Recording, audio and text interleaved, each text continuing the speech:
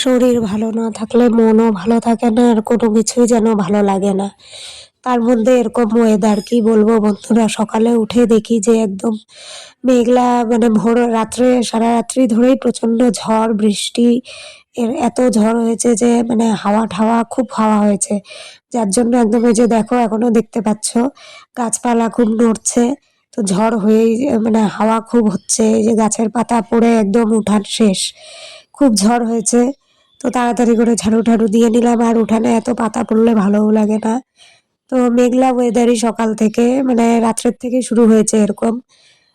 এখনো দেখো গাছের পাতা নড়ছে, খালি মানে ঝড় হাওয়া তখনও হচ্ছিল। তখনও টিপটিপ করে ঝিরিঝিরি করে বৃষ্টি পড়ে যাচ্ছে।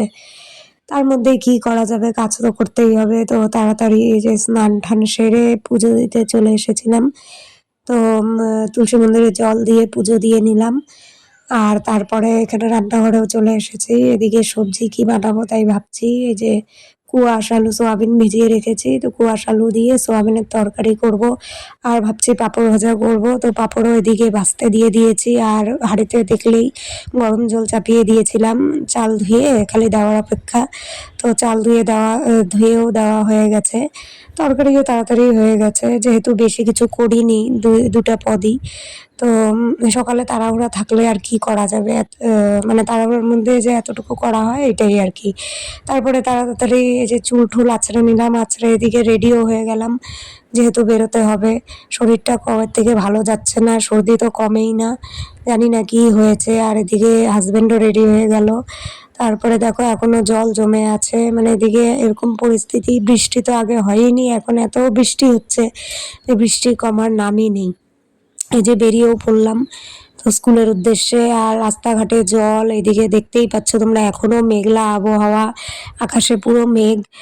আর ওদিকে সিম সিম বলে যে সিম গাছ, ওগুলো গেড়েছিল, তো ওগুলোই হয়েছে। সিম এখনো দেরি আছে হতে।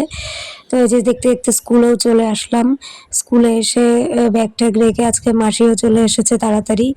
তো এই যে এগুলো সব একটু এলোমেলো থাকে, এগুলো না গোছালে আবার ভালোও লাগে না। এই যে ক্লাস নিতেও চলে এসেছি। আর আজকে অতটা স্টুডেন্ট হয়নি, স্টুডেন্ট কমই হয়েছে।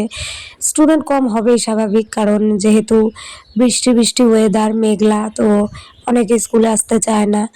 তো আর আমরাও একসময় তাই করতাম যে বৃষ্টি হলে স্কুলে যাব না, তাই না বলো বন্ধুরা? ঠিক আছে, চলো আজকের মতো টাটা, দেখা হবে নেক্সট ডে।